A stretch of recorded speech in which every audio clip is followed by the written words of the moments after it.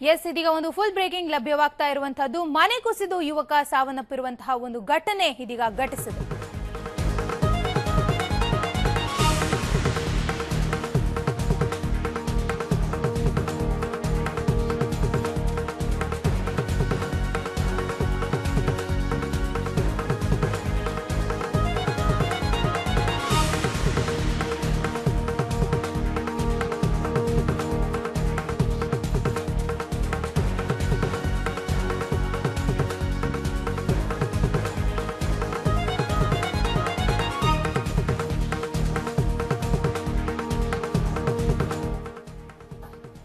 S, ಮಳೆ ಸೃಷ್ಟಿಸಿದಂತಹ ಅವಾಂತರ ಇದು. ಮಳೆಯ ಅವಾಂತರದಿಂದಾಗಿ ಮನೆ ಕುಸಿದು ಯುವಕ ಸಾವನ್ನಪ್ಪಿರುವಂತಹ ಒಂದು ಘಟನೆ ಬೆಳಗಾವಿಯ ರಾಮದುರ್ಗ ತಾಲೂಕಿನ ಸಾಲಹಳ್ಳಿ ಗ್ರಾಮದಲ್ಲಿ ಘಟಿಸಿರುವಂತದ್ದು. ತಡರಾತ್ರಿ ಮಳೆ ಹಿನ್ನೆಲೆಯಲ್ಲಿ ಹಳೆ ಮನೆ ಕುಸಿದು ಯುವಕ ಸಾವನ್ನಪ್ಪಿದ್ದಾರೆ. ಮಲ್ಲಿಕಾರ್ಜುನ ಉರ್ಫ ಸಂತೋಷ್ ಮುದುಕಪ್ಪ ಮಸ್ಕಿ 31 ವರ್ಷದವರು. ಅವರು ಮೃತ ಯುವಕ. ಮಣ್ಣಿನ ಅವಶೇಷದಡಿಯಲ್ಲಿ ಸಿಕ್ಕ ಯುವಕನನ್ನ ಹೊರಗೆ ತೆಗೆಯಲಿಕ್ಕೆ ಗ್ರಾಮಸ್ಥರು ಹರಸಾಹಸವನ್ನೇ ಪಟ್ಟಿದ್ದಾರೆ. ಕಟಕೋಳ ಪೊಲೀಸ್ ಠಾಣಾ ವ್ಯಾಪ್ತಿಯಲ್ಲಿ ಈ ಒಂದು ಪ್ರಕರಣ ಸಂಭವಿಸಿದೆ. ಸುರಿದಂತಹ ಭಾರೀ ಮಳೆಗೆ ಈ ಒಂದು ಅವಾಂತರ ಆಗಿರುವಂತಹದ್ದು. ಮಣ್ಣಿನ ಅವಶೇಷದಡಿಯಲ್ಲಿ ಯುವಕ ಏನು ಸಿಕ್ಕಿಬಿದ್ದಿದ್ರು ಅವರನ್ನ ಹೊರಗೆ ತೆಗೆಯಲಿಕ್ಕೆ ಗ್ರಾಮಸ್ಥರು ಹರಸಾಹಸವನ್ನೇ ಪಟ್ಟಿದ್ದಾರೆ. ಬೆಳಗಾವಿಯ ರಾಮದುರ್ಗ ತಾಲೂಕಿನ ಸಾಲಹಳ್ಳಿ ಗ್ರಾಮದಲ್ಲಿ ಇಂಥ ಒಂದು ಘಟನೆ ಘಟಿಸಿದೆ.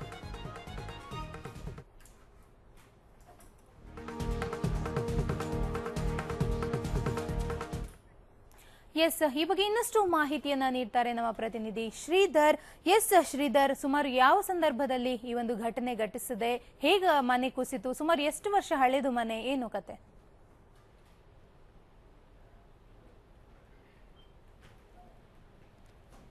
ಹಲೋ.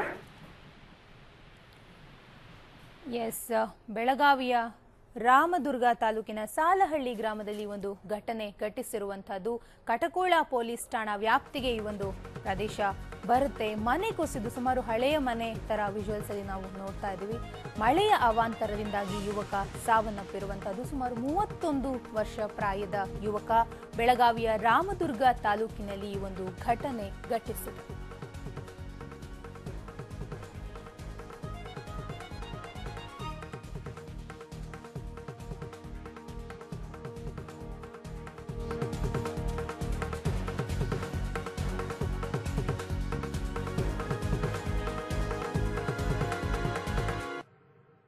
ಎಸ್, ಈ ಬಗ್ಗೆ ಇನ್ನಷ್ಟು ಮಾಹಿತಿಯನ್ನ ನೀಡ್ತಾರೆ ನಮ್ಮ ಪ್ರತಿನಿಧಿ ಶ್ರೀಧರ್. ಎಸ್ ಶ್ರೀಧರ್, ಸುಮಾರು ಎಷ್ಟು ಹೊತ್ತಿನಲ್ಲಿ ಈ ಘಟನೆ ಘಟಿಸಿದೆ? ಹೇಗಾಯ್ತು ಅಂತ?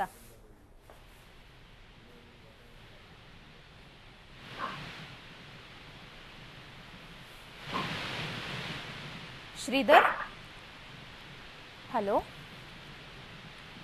ಎಸ್ ಶ್ರೀಧರ್, ನನ್ನ ಧ್ವನಿ ಕೇಳಿಸ್ತಾ ಇದೆಯಾ? ಎಸ್, ಸಂಪರ್ಕ ಸಾಧ್ಯವಾಗ್ತಾ ಇಲ್ಲ. ಒಟ್ಟಾರೆಯಾಗಿ ಮಳೆ ಸೃಷ್ಟಿಸಿರುವಂತಹ ಅವಾಂತರ ಇದು. ಮನೆ ಕುಸಿದು ಯುವಕ ಸಾವನ್ನಪ್ಪಿರುವಂತಹದ್ದು.